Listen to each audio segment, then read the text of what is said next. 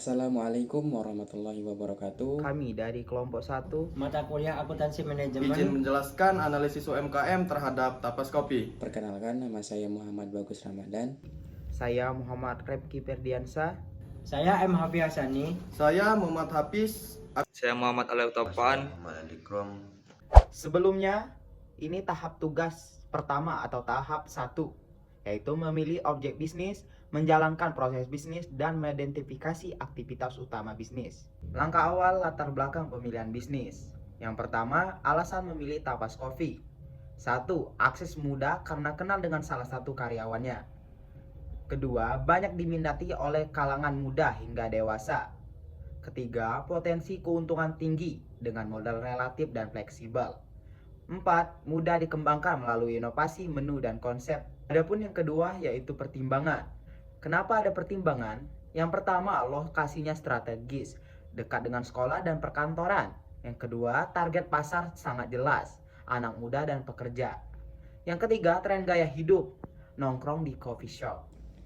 Tapas Kopi merupakan sebuah usaha coffee shop yang berdiri pada tahun 2022 yang berlokasi di Bandar Lampung. Coffee shop ini mengusung konsep vintage dan cozy sehingga memberikan suasana nyaman bagi pelanggan untuk bersantai maupun bekerja. Produk utama yang ditawarkan meliputi berbagai jenis kopi, minuman non-kopi, serta snack ringan yang cocok dinikmati bersama minuman. Dengan konsep dan variasi produk tersebut, Tapas Coffee mampu menarik minat berbagai kalangan, terutama anak muda dan pekerja.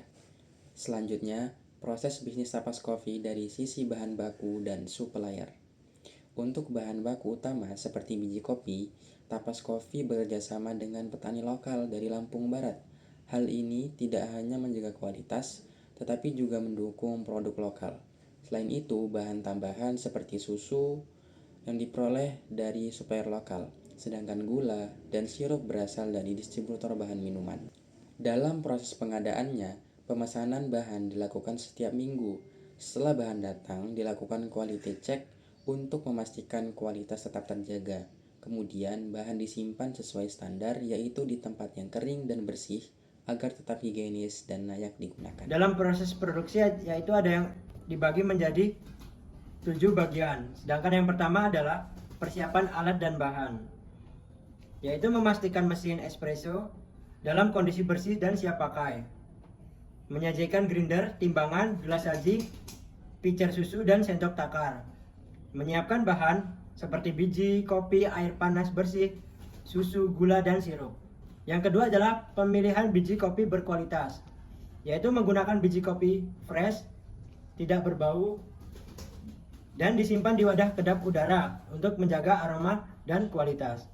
Yang ketiga adalah proses grinding atau penggilingan kopi. Jadi biji kopi digiling sesuai metode seduh.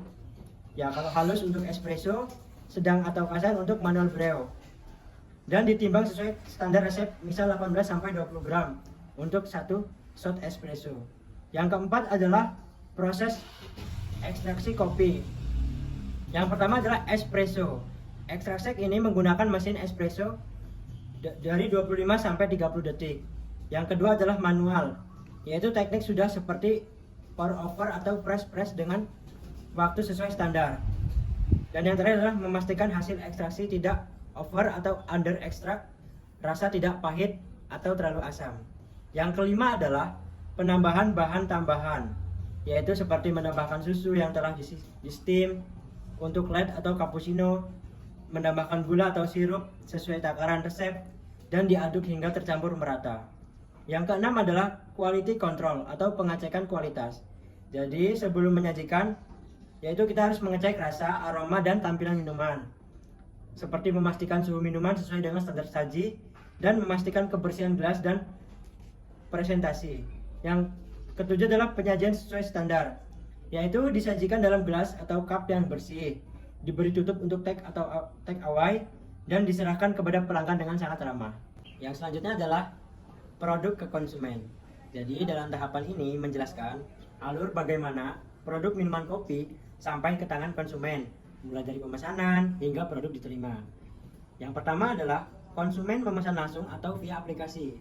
Jadi konsumen dapat pemesanan dengan dua cara, yaitu datang langsung ke coffee shop dan memesan di kasir, atau bisa juga memesan melalui aplikasi layanan pesanan antara seperti GoFood dan GrabFood. Jadi pada tahapan ini, pesanan akan masuk ke kasir dan tercatat secara otomatis. Yang kedua adalah barista menyiapkan pesanan. Setelah pesanan diterima, barista membaca detail pesanan, resep, mengelola minuman dengan alat seduh kopi, dan melakukan quality control sebelum disajikan. Sedangkan yang ketiga adalah pesanan disajikan di meja atau take away. Setelah minuman selesai dibuat, pesanan diantar ke meja konsumen. Jika take away, pesanan dikemas dengan aman menggunakan cup dan penutup. Selanjutnya nama pesanan dipanggil untuk memastikan tidak tertukar.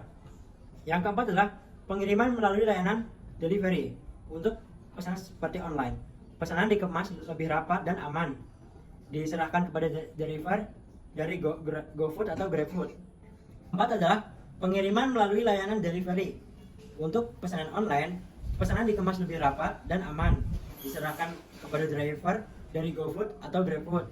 Selanjutnya, driver mengantarkan pesanan ke alamat konsumen, dan konsumen siap menerima pesanan dalam kondisi siap minum.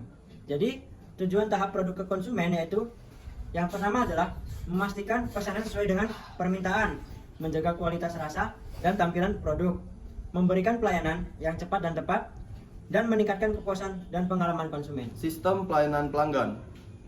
Di sini kami berkomitmen memberikan pelayanan terbaik demi kenyamanan dan kepuasan pelanggan melalui beberapa bagian, yaitu memberikan pelayanan yang ramah, sopan, dan cepat. Dan ada juga penerapan sistem pemesanan yang mudah dan terstruktur langsung di kasir. Dan ada juga penggunaan nomor antrian untuk menjaga ketertiban dan efisiensi waktu. Membuka ruang komunikasi untuk customer feedback melalui media sosial. Dan ada juga memberikan apresiasi berupa program promo dan diskon khusus bagi pelanggan setia. Dan di sini juga ada menjaga kualitas produk dan layanan. Nah, di sini kami selalu berusaha menjaga standar kualitas agar tetap konsisten dan prima. 1. Kualitas produk. Menggunakan bahan baku pilihan yang segar dan berkualitas tinggi. Dan ada juga menerapkan standarisasi resep minuman yang ketat untuk menjaga kestabilan rasa. Dan ada juga mengadakan pelatihan rutin bagi barista untuk meningkatkan keterampilan dan pengetahuan produk. Sistem keuangan dan pencatatan. Menggunakan aplikasi pos sederhana.